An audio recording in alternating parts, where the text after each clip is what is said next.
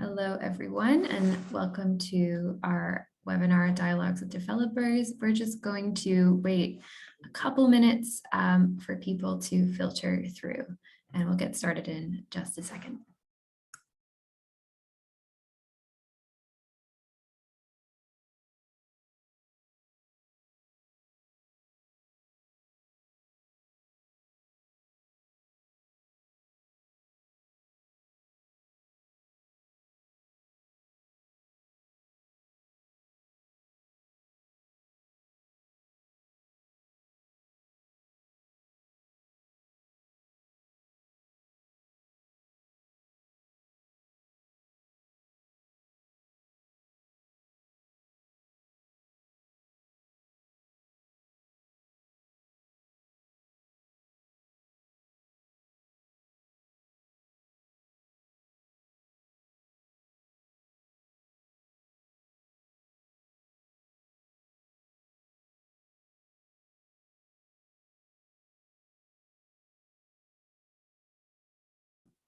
All right, we'll get started now just to make sure we stick to time. So hello, everyone, and welcome to our webinar, Dialogues with Developers, Unlocking Circular Construction in Cities. I have a few housekeeping notes to start off with for everyone attending. So we have a chat box and a Q&A box. We will be, please feel free to react and discuss in the chat box, but if you have a specific question for our presenter or for our panelists, please do put it in the Q&A box. We'll be monitoring that one closely. So this is a joint webinar between the CIRCuIT project and C40 Cities. My name is Tessa Devreese. I'm the project manager for the CIRCuIT project at ReLondon. I'll be hosting the webinar, and we have a great lineup of speakers for you today. We'll be kicking off with a short presentation about some of the recommendations that have come out from the CIRCuIT work about how cities and local authorities can work better with developers to foster circular economy in construction. This presentation will be followed by a panel discussion with a range of different perspectives on development in the city.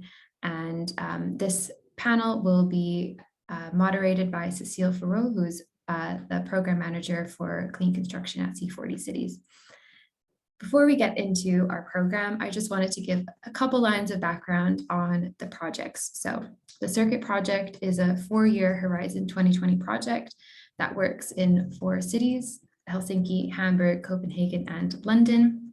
And the project aims to tackle 3 key aspects of circularity in the built environment. That's urban mining and material reuse, transformation of existing buildings to extend their life cycle, as well as design for disassembly.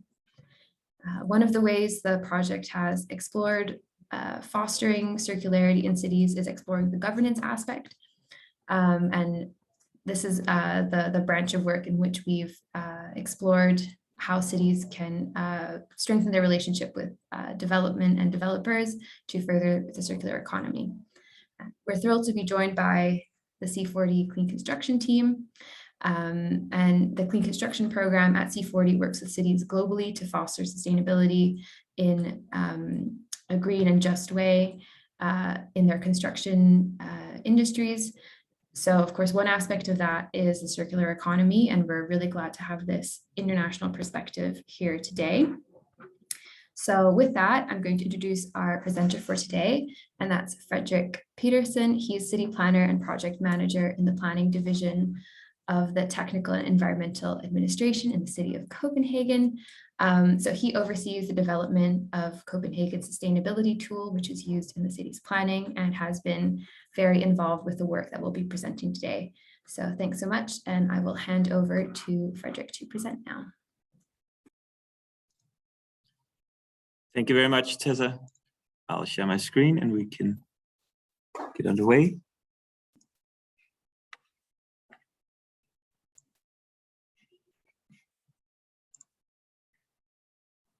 Is it shared in the right way, or? I think it's the wrong window. We're still seeing the wrong border. Window. Okay, yeah. New share.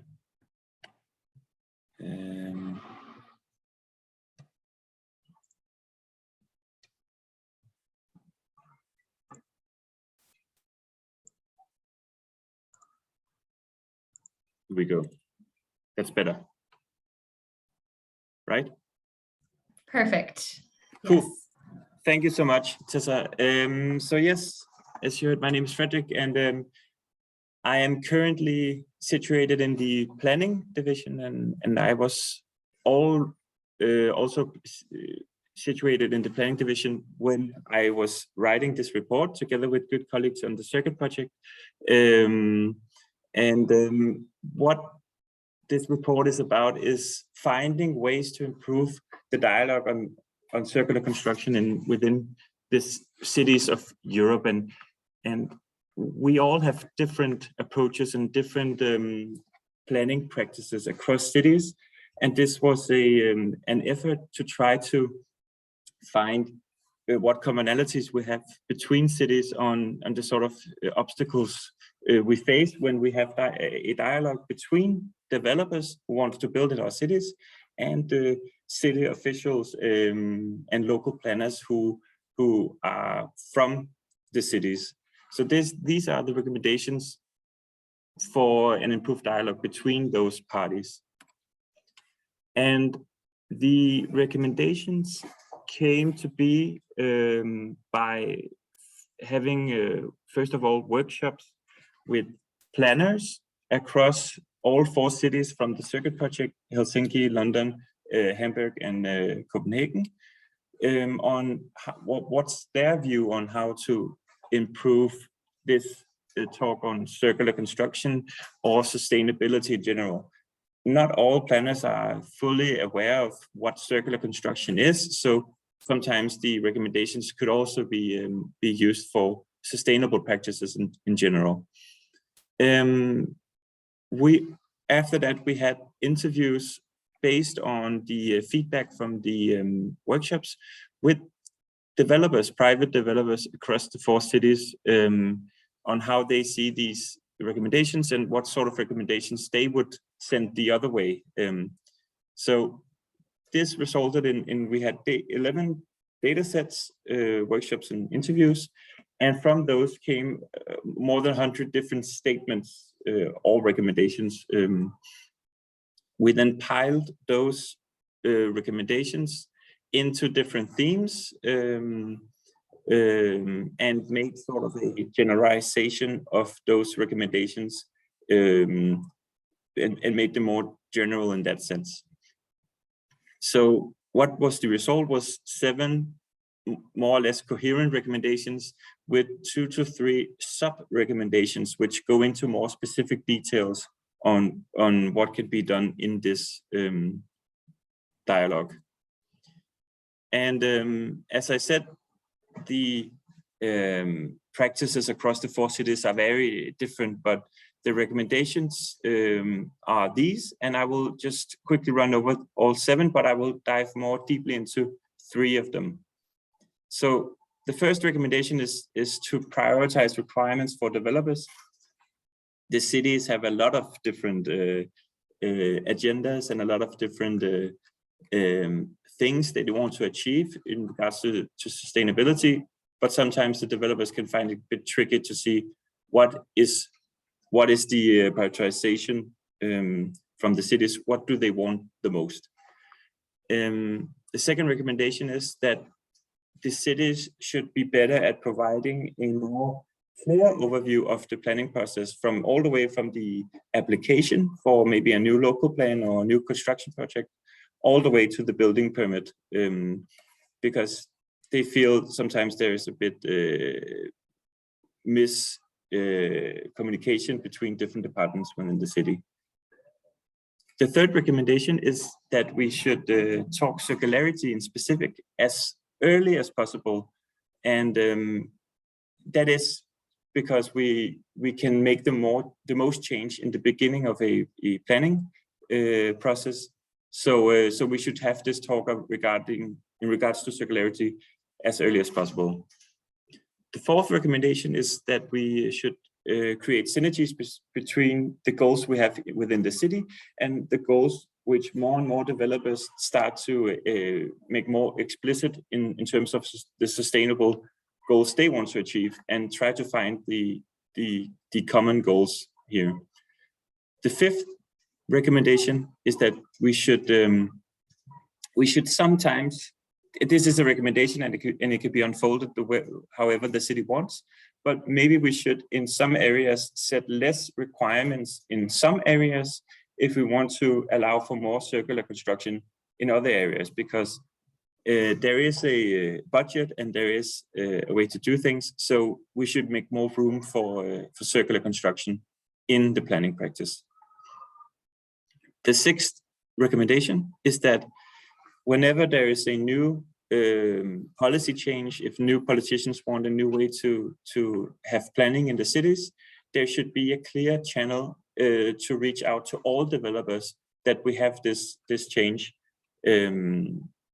So that that all developers are on the same level and not just the fortunate few who has good connection to politicians and planners within the cities.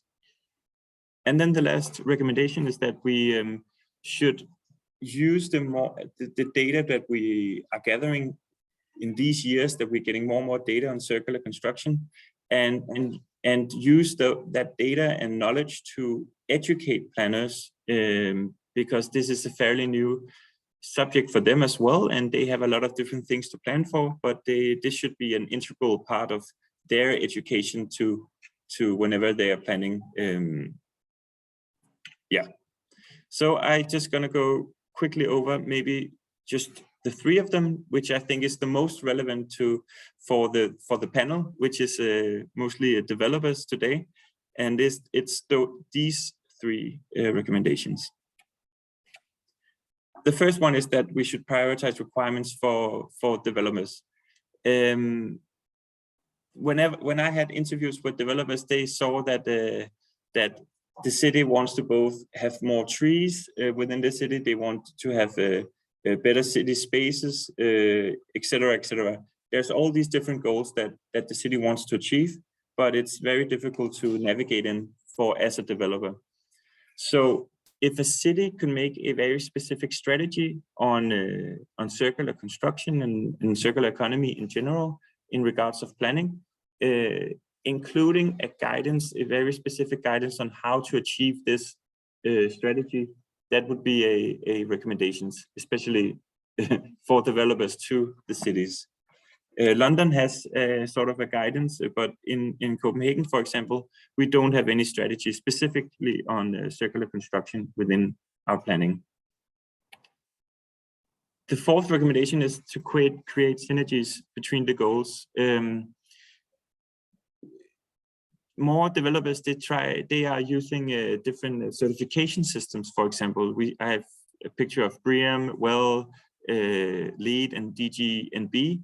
All different certification systems, which is becoming more and more popular within the construction industry. And within those certification systems, hides overlays for the goals within the cities. So we should figure out, is there some way that we can combine both scoring points in these certification systems and still reaching the goals within the city? Because it can be very common. So that's one way that we should improve. And then it's also that we have our local plans and we have our projects that we're developing within the city. We should set specific goals for that local plan together with the developer, and not just have demands for them, but make it as a unit. The last recommendation I will focus on is that we could set fewer requirements in local plans to allow for more circular construction. And one of those ways could be to set fewer requirements on the aesthetics of buildings.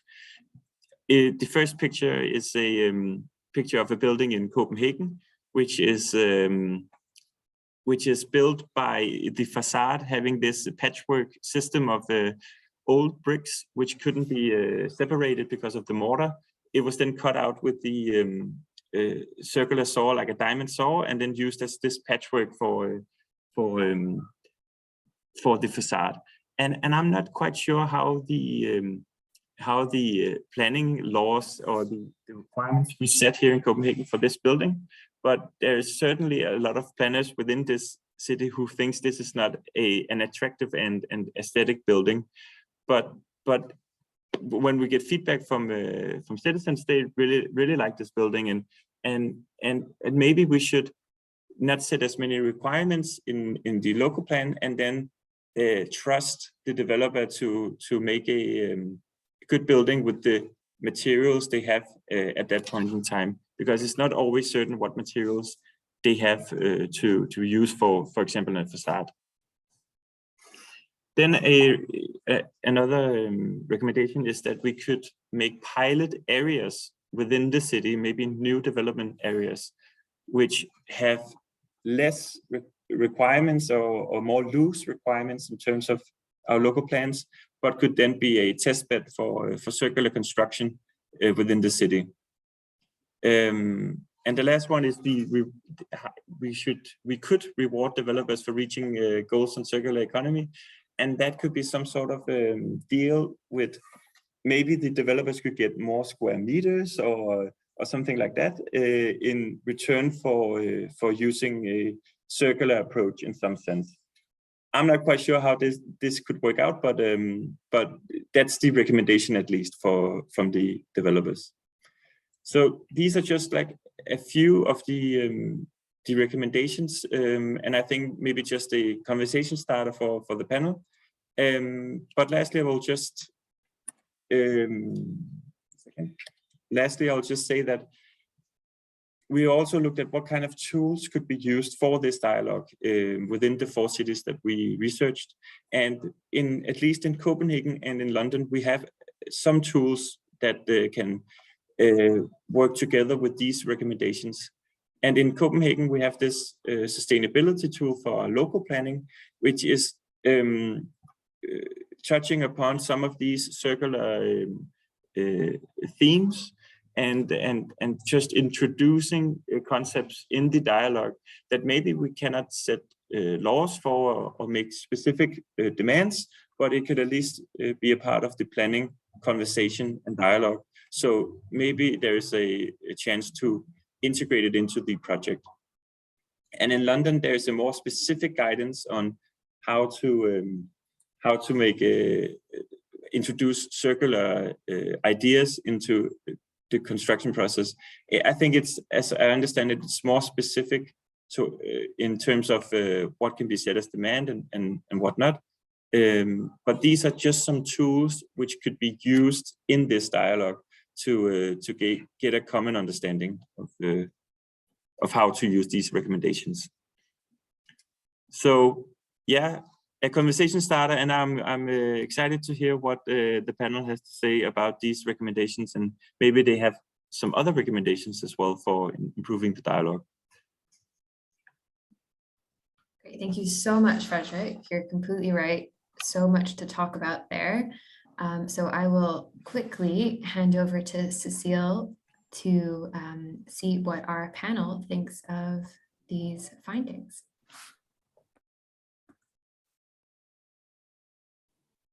Thanks so much, Tessa, and thanks, Frederik, for an excellent presentation and indeed a lot to unpack. So let me first introduce the panel to you. And as Tessa said, I'm leading our clean construction program within C40, which is working across 40 different cities globally to really tackle the invisible impact of our construction system, and circularity and unlocking circularity is definitely a critical element of it. So it's really important to have this discussion with you, the city and the developers on the panel. And so first, introducing the panel, I will start with you, Holley. So Holley Chant is Lendlease Director of Sustainability on the Google Development Venture, which is the largest urban regeneration project in the USA. And Holley is championing circularity from concept to implementation with a passion for the local reuse of timber. So Holley, if you can put your video and camera on, that's great. Then Arthur. So Arthur Kay is a CEO of Skyroom, and is leading its strategy, finance, and communication. Arthur is an urban designer and a recognized entrepreneur and business leader, and also a UN Sustainable Development Goals pioneer. Then we have Bruno. Bruno Santos is the development director at Faraud Consortium. He's a property development expert with over 18 years of experience and also an ESG champion, delivering complex projects from concept to handover. Then we have Jens Runge, and apologies, Jens, if I don't say your name properly with my French accent. Jens, you are the chief consultant and head of sustainability in the building department of the city of Copenhagen, and you are in charge of introducing circular and sustainable practice when building new schools, daycares, and other municipal building projects. So a warm welcome to you all. And I think, Frederik, if you can also put your camera back on, because we would like, the first thing that I would like to ask the panelists is, before we deep dive into our discussion about what we think about the recommendation, do you have any burning question, any clarification that you would want to ask Frederik to start with? Cécile, I'd love to ask Frederik a question. I'll jump right in if that's okay. Frederik, your recommendation number 3, talking as early as possible about circularity. I really found this a place to focus on because it resonates with all areas of sustainability that we should talk early. But I wondered, do you ever find that developers are reluctant to speak about this early because maybe they're afraid of being regulated or making commitments early on that then later they can't deliver on? I was just curious if you came across that. Thanks. Yes. What I found, this is more personal experience, is that there's a lot of things which could be great to talk about early. It could also be mobility and parking, and there's a lot of different subjects which should be talked about early. So it's about prioritizing what subjects is most relevant for that specific case. In Copenhagen, we are being told that the developers, they want to do DG&B Gold, or this certification system that's very popular in Denmark, Gold or Platinum, and they have these goals on circularity, but usually they don't mention specifics. Like they don't mention like what especially they would like to focus on, and leave it up to the planning process to narrow it down. So they hold their cards tight into themselves in the beginning, maybe because they are afraid of being regulated and overstepping some sort of a promise. I think that you're right. They don't really tell it all in the beginning. Thank you. Thank you both. Any urgent burning question from any other of you? Yeah, I think it's quite interesting in terms of the development side and early engagement. I think when we talk about big or large regeneration projects that take 10 years for construction, the world, when we start engaging before planning, is potentially 12 years before completion. And things change dramatically in the process. And of course, there's a lot of adaptability and future-proofing that we need to do together. And I think communication is the piece. But of course, early engagement and commitment, when you don't know, well, if there's a recession, construction, now there's a massive material shortage. For example, a lot of the commitments that developers would have before COVID was very different to what actually in reality we can has a group achieve going forward. And I think that that's important, that communication piece, because of course it's very easy to say, oh, developers are trying to run away from their commitments. Well, the world changed and is a lot more demanding. For example, in my view, a lot of the conversation we talk in viability and construction costs, insurance companies are putting a lot of premiums when it comes to construction. They double in price. And of course, all of this is important when we talk about commitments, and it's not that we want to run away from our commitments, but it needs to be realistic. And that's why I think the education piece and the communication piece between all parties, it needs to be almost an open book, and we work together realistically to achieve the achievement. I think that's crucial and vital. It's quite interesting in the chat. There's been some comments about trust the developer, and of course, everyone, the bad developer, always comes in and tries to. But at the end of the day, we're talking about profitable businesses, and they need to be profitable. And of course, everyone needs to win, and all the early engagement between developers and local authorities, I think, is vital. I was particularly picked up on the point 7 that Frederik pointed in terms of education between planners and developers.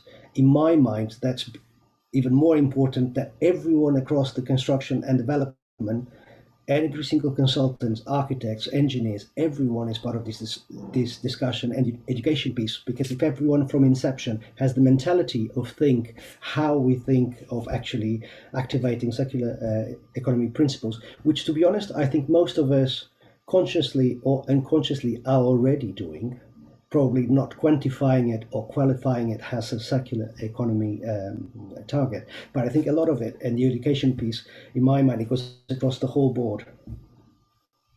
Thank you, Bruno. Do you want to answer, Frederik?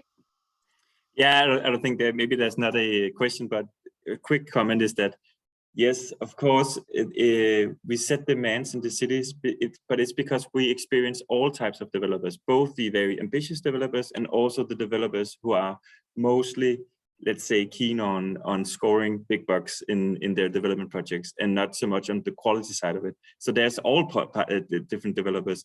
And by allowing more, let's say, materials in the facade and etc., you allow for both the genius concepts, but also the worse quality concept. So we have to find a balance in some sense. Definitely. I couldn't agree more. And we have indeed already excellent question in the chat. So please have a look and continue to pop them in as they come. But my first question to all of you, now turning into our panelists, is really to get a sense of what is your organization doing, as developers or as constructors or involved in construction project. How do you strive, to approach and apply circular economy principle in your projects?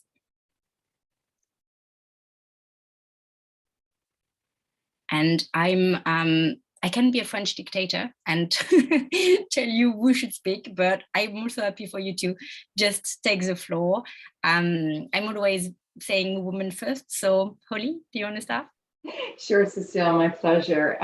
Well, Lendlease is a large company, and for quite a while, over 60 years, they've been super focused on innovation and sustainability in urban regeneration. But in the time that I've been with them, which is a little over 2 years, where I've really seen them move the needle towards circularity is through our goal setting process, which is quite robust.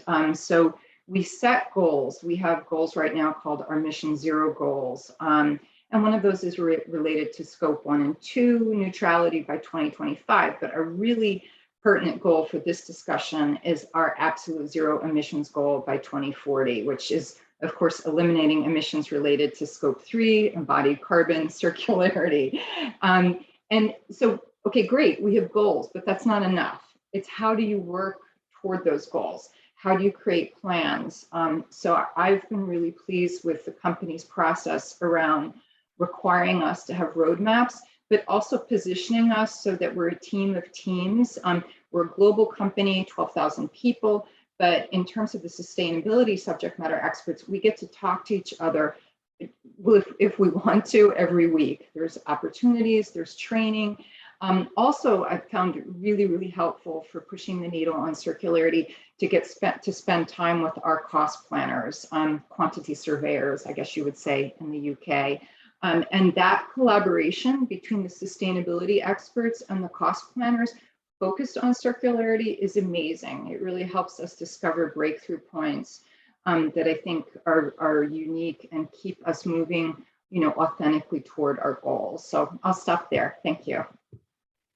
Thank you so much, Holley. And I think, this internal discussion and dialogue across all of the departments in the company is something that all city can relate to, because discussion across department is also critical on this.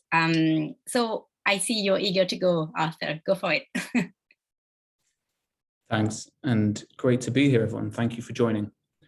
So the way we approach is slightly by stepping back from a lot of these pieces, which is looking at it from a business model perspective and actually how you're going about practically delivering it. Before setting up Skyroom, I ran a company called BioBean, which manufactures a range of different waste products, specifically used coffee grounds, into a range of advanced biofuels and biochemicals. And really seeing that from the front line in terms of another end of the circular economy spectrum, began to understand some of the kind of complexities of it, but also some of the ways in which companies are kind of massaging circular economy into their overarching narratives. And so the place that we started specifically around, if you're not starting with a business model that is fundamentally circular, then it's very difficult to shoe in some of these other bits and pieces. And I see there's a question from the anonymous attendee, and I'd be interested to know who they are, who's saying, is there a danger that the circular economy becomes expensive / unviable if developers have to be incentivized to adopt its principles? I think that there was a touch on earlier in terms of, from Bruno, in terms of cost and inflation and things, and the changes over maybe a 10 to 12 year period as economics change.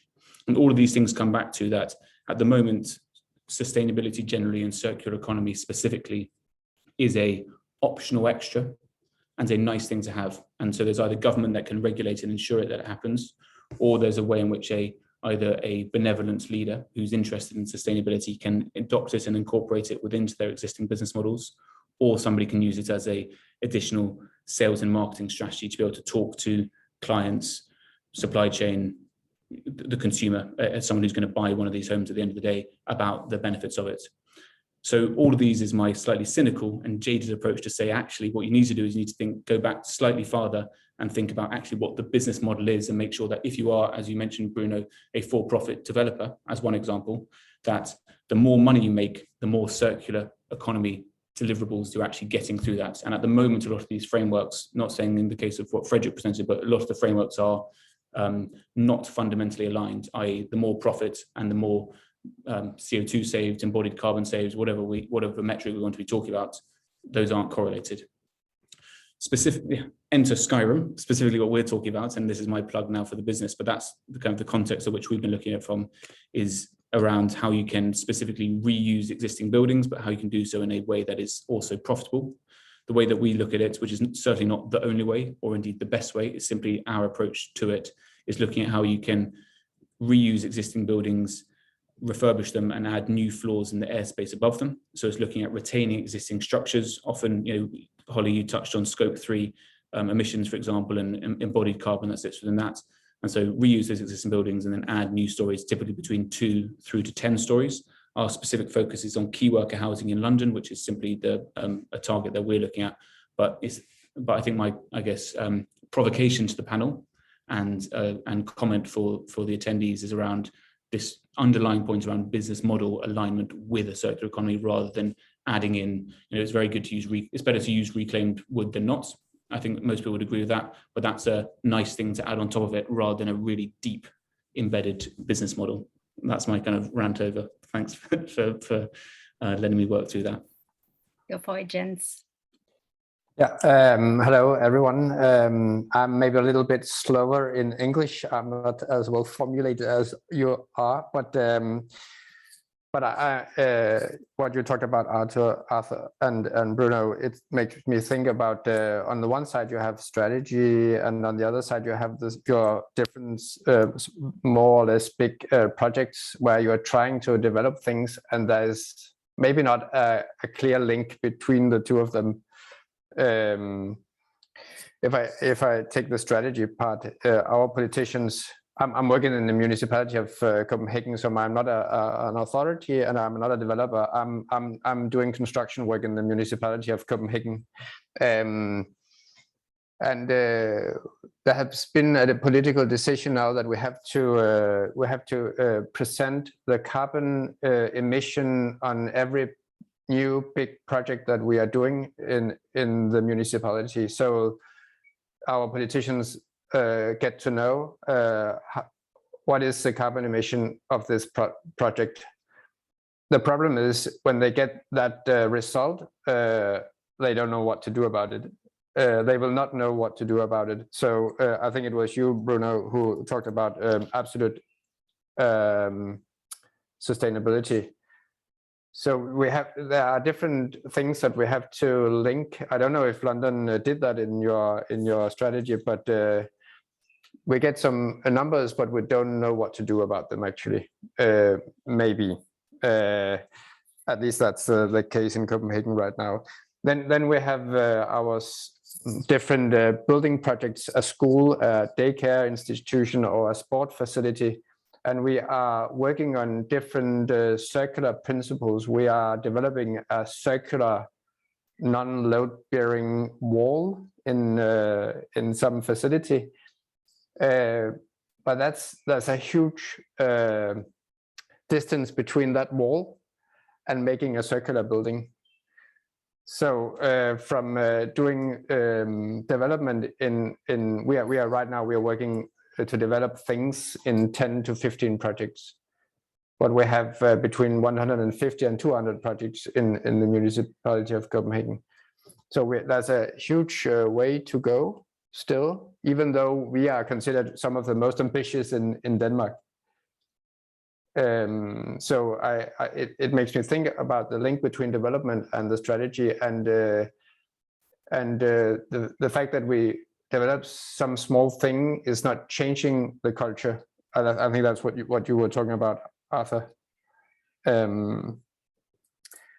Yeah, I don't have the answer. I think precisely, Jens, because it's stepping back from, I think everyone's quite fixated, and I think it's a big step forward, but everyone's very interested in what materials we're using to build things and the reusability of those materials, which is a very important component of it.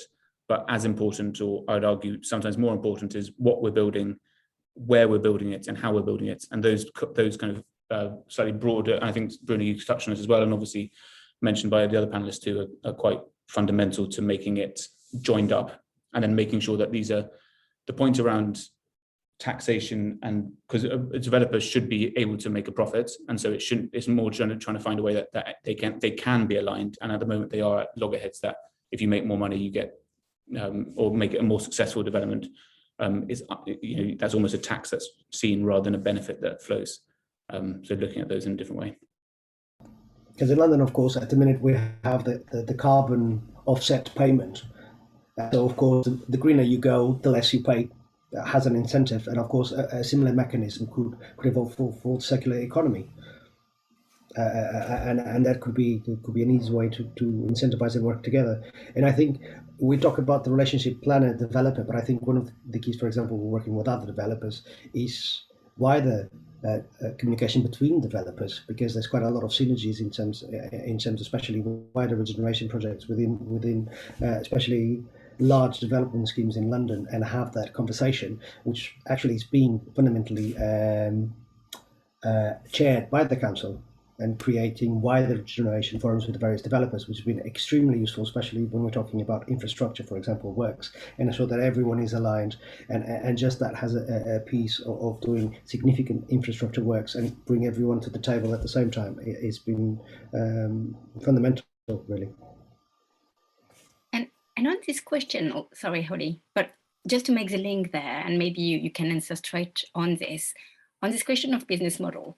If you create a new company, and as an entrepreneur creating now a new business model, indeed, with this setting in mind, it's easier. But Lendlease, your company Bruno, and the city of Copenhagen, how does that play out with already well-established companies and well-established developer company? How do you go about that? How do you go about this business model and embedding it in existing models? I'll jump in on that. First of all, I think if you're a well-established and successful developer, you really you have no choice but to take a lead on these things. So I think that the global market is changing in a way that if you're not caring for the environment, if you're not pushing innovation, you're going to eventually lose your market share, because particularly with millennial populations growing up and really being the main spenders in the world, they care about these things, as do the younger generation.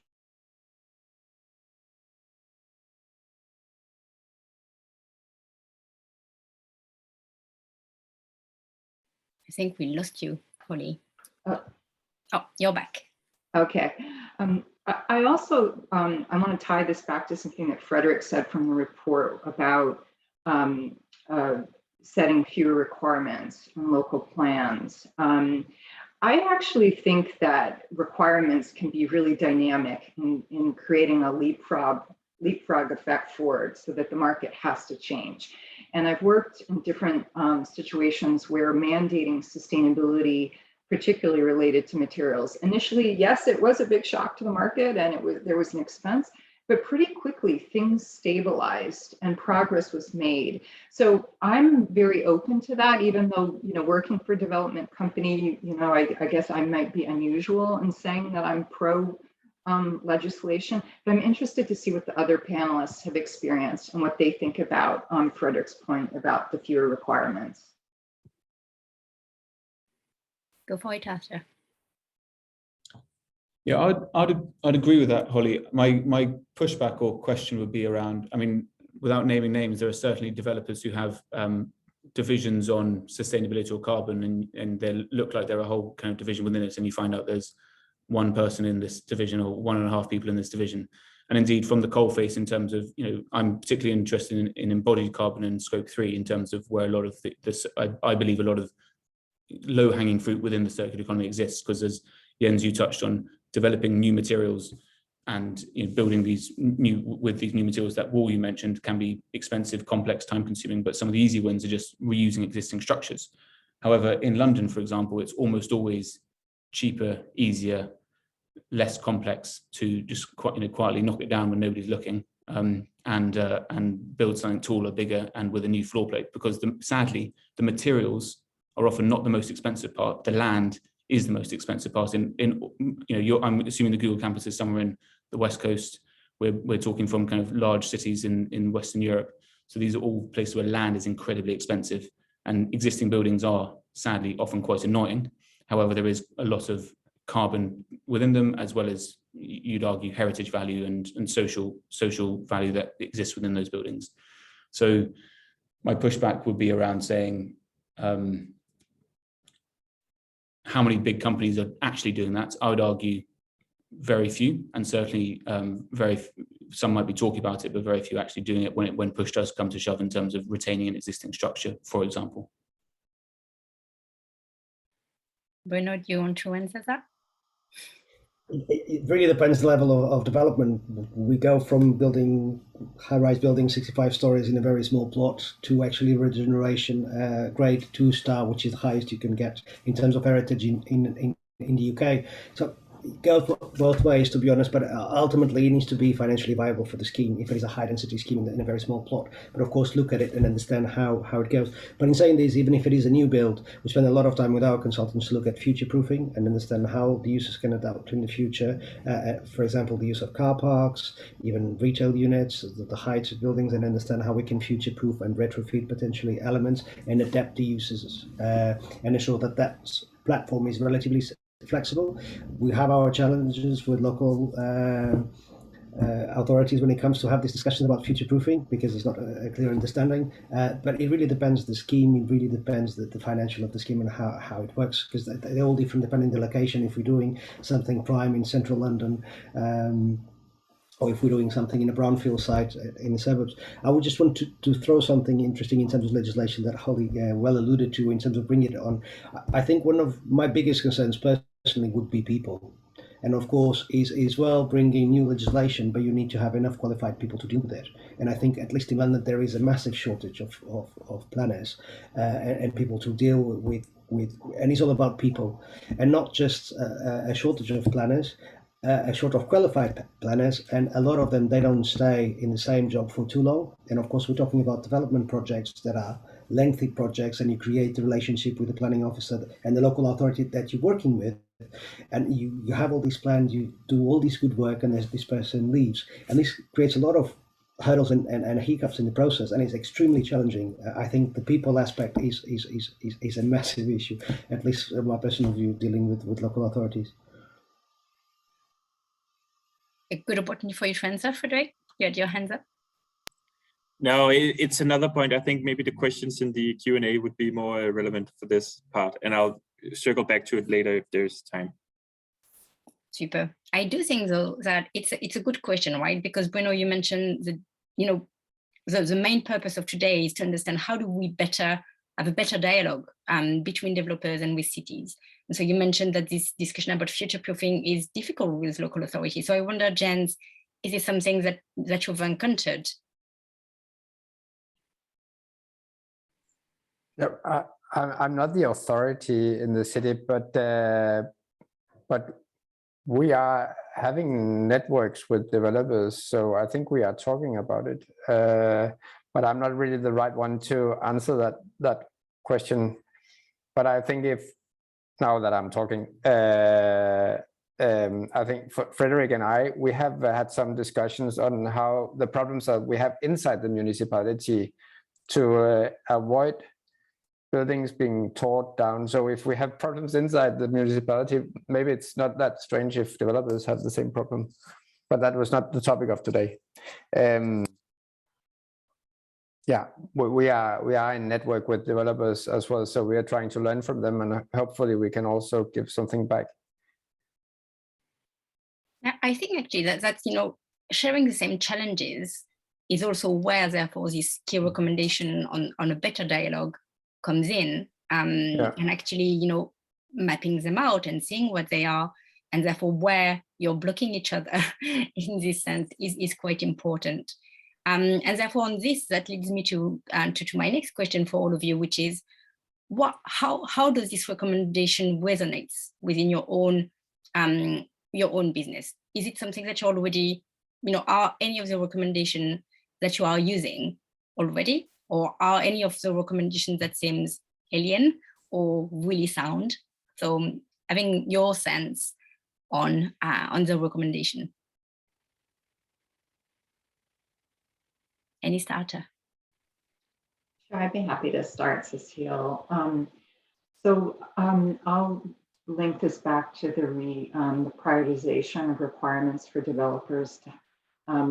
Basically, I think that a lot of times when we come into municipal situations where there's goals or requirements, they can often be really huge, broad goals. And if the municipality really engages with the developer to help descale those goals so they become a little more accessible, less scary in terms of fear of being regulated on them, that this is an opportunity. I've seen really wonderful results in situations since I've been with Lendlease where, as a developer, if we choose to have minimum levels of compliance, but also that we have aspirational levels of goals that we want to achieve for circularity, where each year by year we challenge ourselves to reach for those aspirations, always having a minimum baseline that is in alignment with the municipality, but then also being able to safely share that we have aspirations that continue to grow as the circularity knowledge and data also grows, which I think is really important. I'll stop there, thanks. Thank you. Arthur, Bruno, Jens, Frederik, any taker? How does this recommendation feel? Yes, go for it, Frederik. Thank you, I just needed to find my mouse. Yeah, it's just a comment for you, Holley. In Copenhagen, what we did before is that we gave all of our strategies for the city and all of our goals, we just gave it to the developers and said, would you please just incorporate some of these strategies into your plans? That would be great. Thank you very much. And what we did with this tool that I talked about and which I'm overseeing is that we've made 26 initiatives within a tool, which is sort of a translation of our goals in a general sense within the city, translated into something that's relevant for our local plans. So there could be there could be some like climate mitigation goal, and then we've translated it into an initiative on how to reduce urban heat island effect in a local plan with the materials being lighter and the vegetation and so on. So maybe that's a recommendation for some of the cities who are listening out here, that it has really like raised the quality of the conversation regarding some of these strategies, is the translation work that we did for this tool. It's not something that can ensure that this will happen in the project, but at least that we can have a more qualified conversation on these topics. Definitely. And on one recommendation, and that stand out for me rather, and that has been picked also by Fergus and picked by you, Holley. So Fergus in the Q&A and here in the panel, about having less requirement, which can be very obviously a slippery road in this sense. So my question for you is like, how, and that's also a question that Fergus is asking, how do we ensure, if we do that we're still meeting the need of the end user, for instance? So where is the place, if there is only place for the developers to have more creativity and more freedom to do what they feel is right? Are any of you actually in discussion with the workers, the other stakeholders, and the community, the end user of your project, to ensure that you're actually meeting their needs? Yes, well, again, my argument would be it goes back to the alignment of your business model. That again, if those things are unaligned, almost all of these things, in my view, are if your core business is not doing this, then you're always going to be adding on these optional extras, and therefore you won't be doing naturally things like talking to the end user. But if that's already part of your day job and what you're actually doing, then it becomes coherent within that. So if you're making a product which is by definition circular, and you need to make sure that you sell it, then that's the core part of your business, as opposed to doing optional extras that you tag along the side.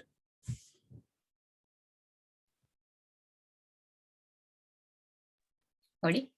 Yeah, I really love Fergus's question, actually, because from my experience of circularity initiatives, the other stakeholders are absolutely key to getting anything off the ground. Like if you just have an idea in isolation, it's never going to go anywhere. I think absolutely understanding the end user is key, but also, really understanding very deeply the chain from pre-concept through implementation and development. For me, when I have a circularity initiative, the first people that I'm going to are my colleagues in cost planning. I'm going to logistics. I'm going to the procurement team, people who, need to take my concepts and actually implement them at some point. So if I really understand the landscape that they're working in, kind of the management principles, quality control, financial oversight, all of those things are so important to get my initiative off the ground.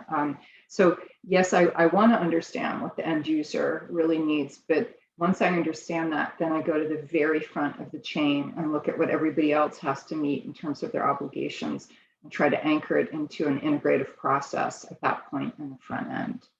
Thank you.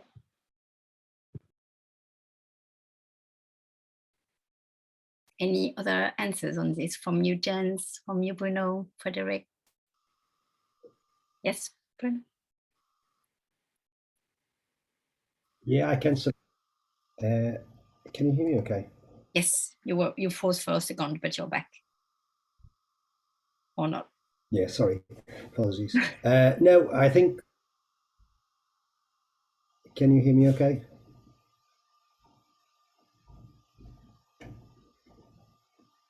There is a bit of a lag. Okay, apologies. Should be fine. Try it out. I would just like to add, in terms of users, and it was quite interesting because a lot of companies have been doing a lot of work with users. Can you hear me okay? Apologies. All good. Continue. Okay, apologies. No, in terms of users and going back to the education piece and the circular economy, I think it's extremely important also for the users, and going back to the education, to also educate users. There's a lot of studies of people occupying the same building that's been designed to be the most sustainable possible, and there's a very famous study case of two families occupying the same building, and they in terms of water retention, air source heat pumps, and the most sustainable buildings. And the two families, one is saved a lot of energy, a lot of water, and the other one consumed more than they did consume in their original home that was not sustainable. And this just shows, in terms of recycling, and look about the end users, it's not just give a product and just say, here you go. It's about educating. And that's why I think the educational piece is so important in the circular economy, because the same way that we manage waste, and for example, recycling is a big issue when it comes to actually waste management overall, not just on construction, but actually on the operation of the buildings. And of course, Denmark has a great recycling. London is not the greatest city when it comes to recycling in terms of, and there's a long way to go. And I think it's really important not to just put all the onus and say, constructions and developers are terrible. Well, no, we need to look at the whole cycle, which includes users and how they're going to use the buildings and how they're going to recycle and manage their own assets. And I think it needs to be the full circle in terms of circular economy.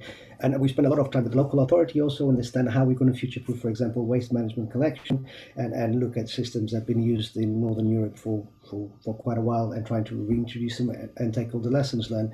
And I think looking at the users is fundamental part of the education, because some will be well educated to save energy and go within the ethos of circular economy, and some others will not at all. I am conscious of time. Thank you so much, Bruno. A lot of interesting points there, but conscious that we have 3 minutes left, and that, Tessa, you might want to say a few more words. So hopefully, Frederik, that links to my question, because to conclude, could you tell each of us in few words, what do you want? What would you like to ask to cities or to one other segment of the industry?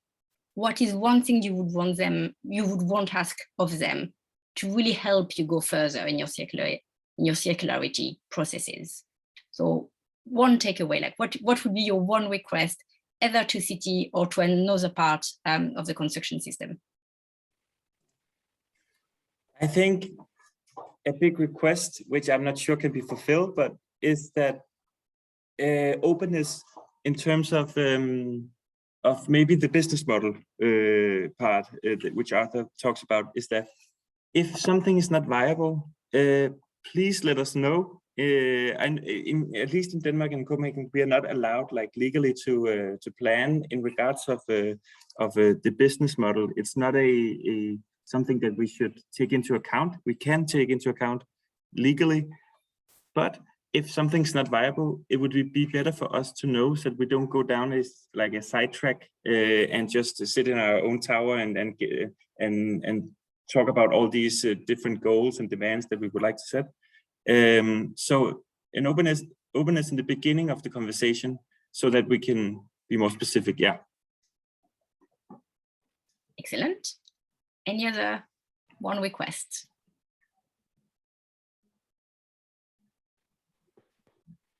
What about request for the city? Like, what is your request for the cities? Stop knocking down buildings. Where you can, retain the existing structure, and buildings often they are in need of knocking down for whatever reason, but almost always there's a way in which they can be salvaged, refurbished, retrofitted, and made better use of. There's a huge amount of embodied carbon there. It's a really low-hanging fruit and relatively easy way to begin tackling some of these issues, and not big enough part of this conversation. So yeah, keep our buildings up and add value to them when you can. I second that, Arthur. Holley.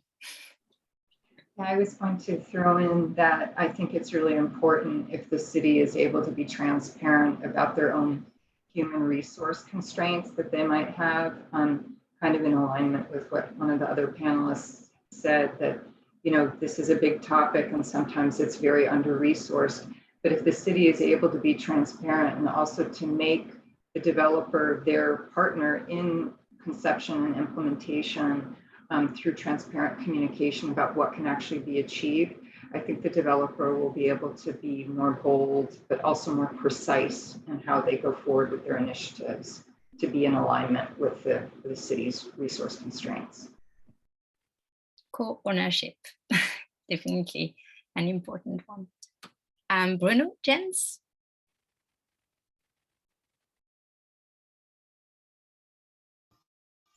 Yeah, okay. I agree a lot with Arthur, because I know of 2 buildings that we are going to knock down that we shouldn't be knocking down. Actually 4 buildings and a lot of square meters inside the municipality. And the architects tried to keep it, but how could I put a 20 by 40 meters sports facility between these houses? Okay, I don't know. They tried, but they didn't succeed. Now I hope we will get a few kids in Copenhagen so they don't have to knock it down. And then it will be nice also, and I know that I could, it is possible, but when I doing a little project, what is the impact of the project on the big perspective? That would be nice to know in a more clear way. And I think it's quite easy to develop, but I would like to have it. Good, that's also a good demand. And to conclude, Bruno?